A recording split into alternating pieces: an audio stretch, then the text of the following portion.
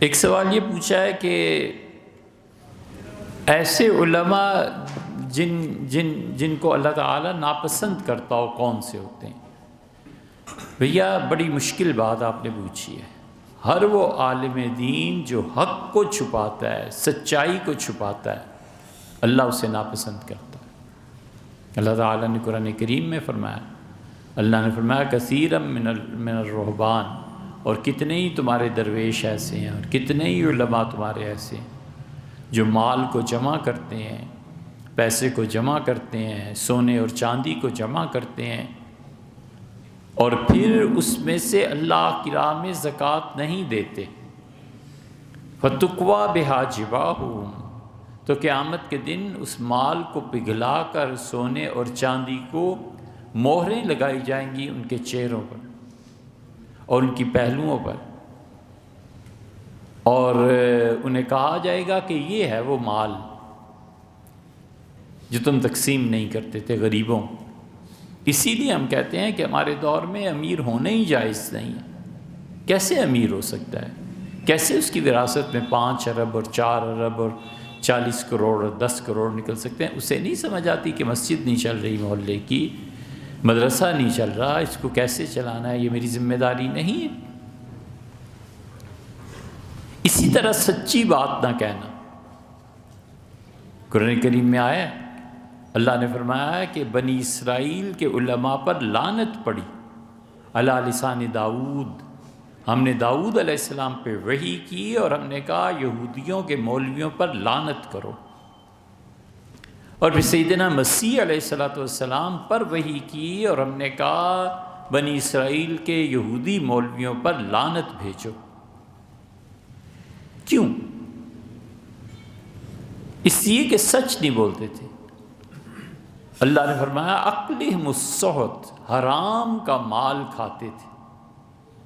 حکمران وقت نے جو چاہا اپنی مرضی کے مطابق فتویٰ لکھوایا اور ساتھ ہی دستخط کر دیے کہ حضرت یہ 1 کروڑ کا ٹھیکہ آپ کا ہے۔ اچھا فائل کوئی ہے حضرت، کوئی کام میرے جی یہ کام بھی ہو گیا کام، اور جن کا کام ہو گیا، فیکٹری کے لیے پلاٹ مل گیا، انہوں نے نکلتے ہی باہر 10 لاکھ ہاتھ پہ رکھنے ہیں کہ حضرت جی آپ کا ہدیہ ہے، آپ کا نذرانہ ہے۔ یہ شرکت بالوجاہت ہے۔ وجاہت کا مطلب کہ اپنی شخصیت سے فائدہ اٹھانا اور حکمرانوں سے کام کروا دینا، یہ کیسے درست ہوتی ہیں؟ اسی لیے اللہ نے فرمایا اکلہم السحت، یہودی مولوی اپنے لوگوں کو حرام کھانے سے منع نہیں کرتے تھے۔ ان قولہم الاسم، اور جھوٹ بولتے تھے، نہ جھوٹ سے باز آتے تھے نہ حرام مال کھانے سے باز آتے تھے، اس لیے لعنت پڑی۔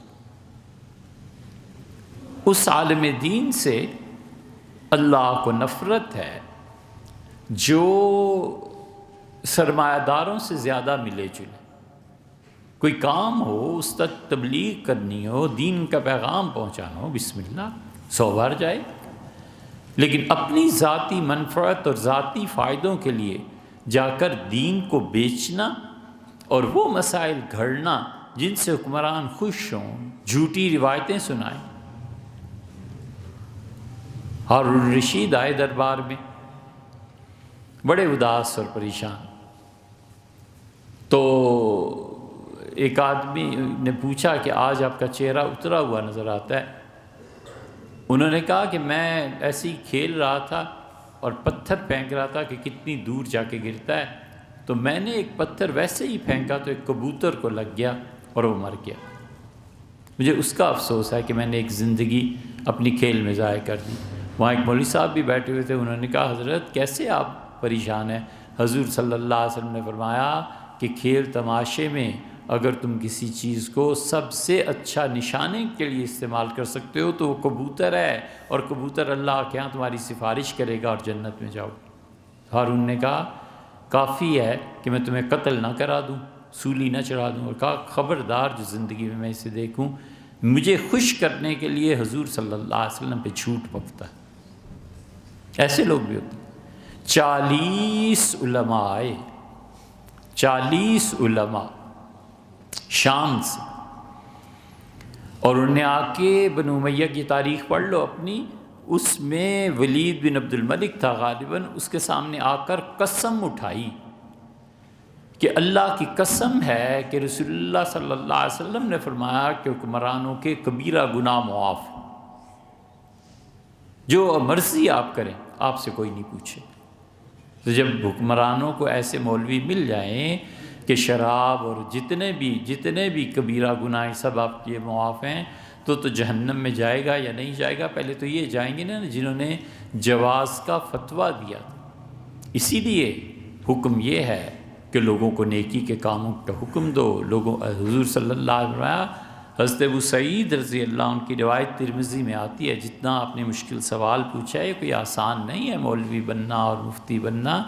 یہ چتا پہ چلنا ہے، یہ انگاروں پہ چلنا ہے، یہ اپنے ہاتھوں میں انگاروں کو تھام لینا ہے۔ یہ مفتی ہونا کوئی آسان چیز نہیں ہے، ہر لمحہ اللہ کا خوف چاہیے۔ بد عمل ہو وہ الگ بات ہے، لیکن دین کا بیوپاری نہ ہو، یہ کوئی آسان چیز نہیں ہے۔ ابو سعید رضی اللہ عنہ کی روایت ترمذی میں آئی ہے کہ قام فینا خطیباً، حضور صلی اللہ علیہ وسلم کے درمیان کھڑے ہوئے، پھر آپ نے خطبہ دینا شروع کیا۔ پھر حضور صلی اللہ علیہ وسلم نے خطبے میں ہمیں ہر وہ چیز بتا دی جو قیامت تک بڑے بڑے واقعات ہونے والے تھے۔ پھر انہوں نے یہ بھی فرمایا فیہ قال فیہ قال، اس میں یہ فرمایا، اس میں یہ فرمایا۔ بڑا زبردست خطبہ ہے حضور صلی اللہ علیہ وسلم کا۔ اس میں فرمایا کہ لوگوں اب دیکھو کتنا وقت رہ گیا ہے مغرب میں، تو ہم نے دیکھا تو سورج غروب ہونے کے قریب تھا، کم سے کم بھی 1.5-2 گھنٹے کی وہ تقریر ہوگی۔ تو آپ نے فرمایا بس تمہاری دنیا کے ختم ہونے میں اتنا ہی رہ گیا ہے وقت جتنا اس سورج کے ڈوبنے۔ اور اس میں فرمایا کہ لوگ 4 طرح کے ہوتے ہیں، یاد رکھو، کچھ لوگ جلدی غصے میں آتے ہیں، جلدی ٹھنڈے ہو جاتے ہیں، کچھ دیر سے غصے میں آتے ہیں، دیر سے ٹھنڈے ہوتے ہیں، یہ ایک دوسرے کے مقابلے کے لوگ ہیں۔ کچھ لوگ دیر سے غصے میں آتے ہیں، جلدی ٹھنڈے ہو جاتے ہیں، کچھ جلدی غصے میں آتے ہیں اور دیر سے ٹھنڈے ہوتے ہیں۔ فرمایا یہ بھی ایک دوسرے کے مقابلے کے لوگ ہیں۔ وفیہ قال، اس میں رسول اللہ صلی اللہ علیہ وسلم فرمایا الا لا تمنعن رجلا ان یقول بحق اذا علمہ،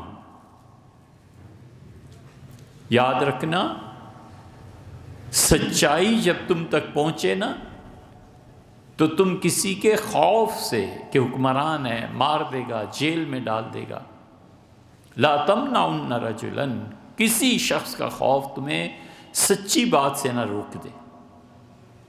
جب اسے پتہ چل جائے کہ سچائی کیا ہے، فرمایا بالکل نہ رکنا، سچی بات کہنا اور بیان کر دینا۔ فقبل ابو سعید رو پڑے یہ حدیث سنا کے، وقال واللہ قد رأینا اشیاء، انہوں نے کہا اللہ کی قسم میں نے زندگی میں حکمرانوں میں بہت غلطیاں دیکھی، میں کچھ نہ کہہ سکا اور میں ڈر گئے ہم لوگ ان کے سامنے زبان سے بولنے سے۔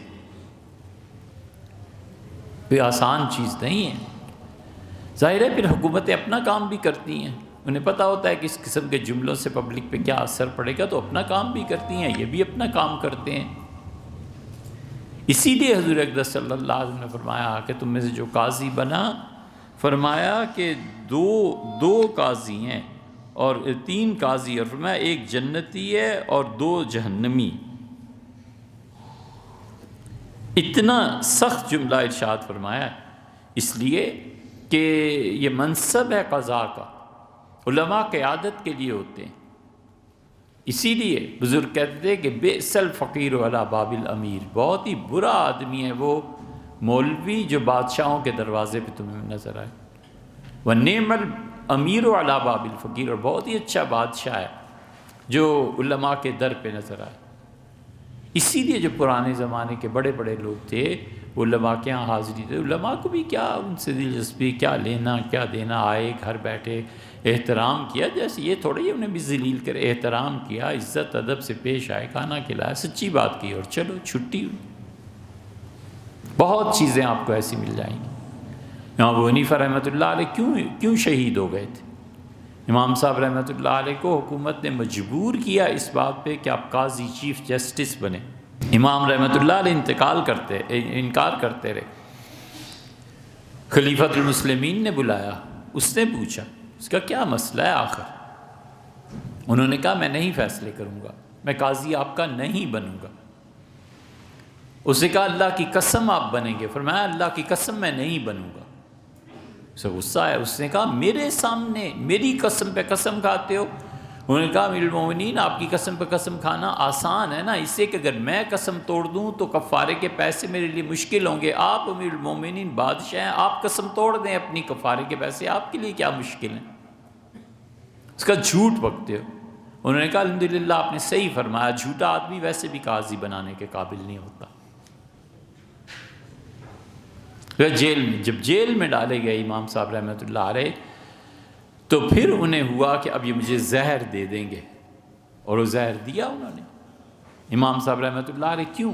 امام صاحب رحمۃ اللہ سے شاگردوں نے درخواست کی کہ حضرت لے لیں چیف جسٹس بن جائیں، ورنہ آپ اپنی جان کے پیچھے پڑ جائیں، یہ تو اچھا نہیں ہے۔ انہوں نے کہا حکمران اپنے آپ کو کیا سمجھتے ہیں؟ یہ ہے خودی، ایک خودی ہے جو غرور ہے، اللہ اس سے باز رکھتا ہے، منع کرتا ہے، اس پہ عذاب ہے، اور ایک ہے خودی یہ ہے کہ اللہ کے اعتماد اور بھروسے پر اپنی شان میں فرق نہ آنے دینا، کہ اللہ میں تیرا غلام ہوں، تیرا بندہ ہوں، کسی اور بندہ تھوڑا ہی ہوں، میں کیوں تیرے نام کو بیچوں، میں کیوں کسی سے ڈروں جبکہ میں ایمان تجھ پہ رکھتا ہوں، یہ ہے خودی۔ امام صاحب رحمۃ اللہ علیہ سے جب شاگردوں نے یہ کہا کہ آپ کیوں اپنی جان کے پیچھے پڑ گئے، انہوں نے کہا سنو، یہ آج کل کوفہ کا کون ہے امیر اس سارے، ان کا جی خالد۔ انہوں نے کہا مجھے اللہ کی قسم ہے، خالد مجھ سے آ کر کہے گورنر کہ میں اس مسجد کے دروازے گن دوں کہ کتنے دروازے ہیں، تو میں اس کے لیے یہ کام نہ کروں، کجا یہ کہ کل کو وہ مجھے رکا لکھ کے بھیجے کہ قتل اگرچہ اس نے کیا لیکن اسے چھوڑ دیجیے۔ یہ علماء جو دین کو بیچتے ہیں یا دین فروشی کا کام کرتے ہیں، انہیں خدا سے ڈرنا چاہیے کہ وہ کیا کرتے ہیں۔ جی، تو اسنیک ایپ کے ذریعے آپ اپنے فرینڈز کو انوائٹ کر کے پیسے کما سکتے ہیں۔ اس کے لیے آپ کو کرنا یہ ہے کہ اپنا آئی ڈی اوپن کریں گے، اس کے بعد یہ کوائن کا سائن ہے، اس کوائن سائن پر کلک کرنے کے بعد آپ کے سامنے یہ ونڈو آ جائے گی، اور یہاں پر آپ نے کیا کرنا ہے، یہاں پر آپ کو انوائٹ پر کلک کرنا ہے۔ انوائٹ کرنے کے بعد اگر آپ کی انویٹیشن پر 10 لوگوں نے اسنیک ایپ کو جوائن کیا تو آپ کے اکاؤنٹ میں 7,000 روپیہ ایڈ ہو جائے گا۔ انوائٹ پہ کلک کریں گے، اور انوائٹ پہ کلک کرنے کے بعد یہ آپ کا ایکسکلوسیو کوڈ آ رہا ہے، اس کو آپ کاپی بھی کر سکتے ہیں، اور جیسے ہی آپ انوائٹ کے بٹن پہ کلک کریں گے، یہ آپ کے سامنے مختلف سوشل میڈیا پلیٹ فارمز کی آپشنز آ رہی ہیں۔ آپ واٹس ایپ کو سلیکٹ کریں، وہاں پہ جا کے اپنے جتنے کانٹیکٹس ہیں ان سب کے ساتھ اس کو شیئر کریں، اور ان کو یہ بتائیں کہ یہ آپ کا کوڈ وہ ضرور انٹر کریں جس وقت وہ سائن اپ کرتے ہیں۔ آپ کے اس دیے گئے کوڈ کے ذریعے جو بھی اس کو جوائن کرے گا، 10 لوگوں کے انویٹیشن پر آپ کے اکاؤنٹ میں 7,000 روپے آ جائے گا، جس کو آپ ایزی پیسہ سے ایزیلی نکلوا سکتے ہیں۔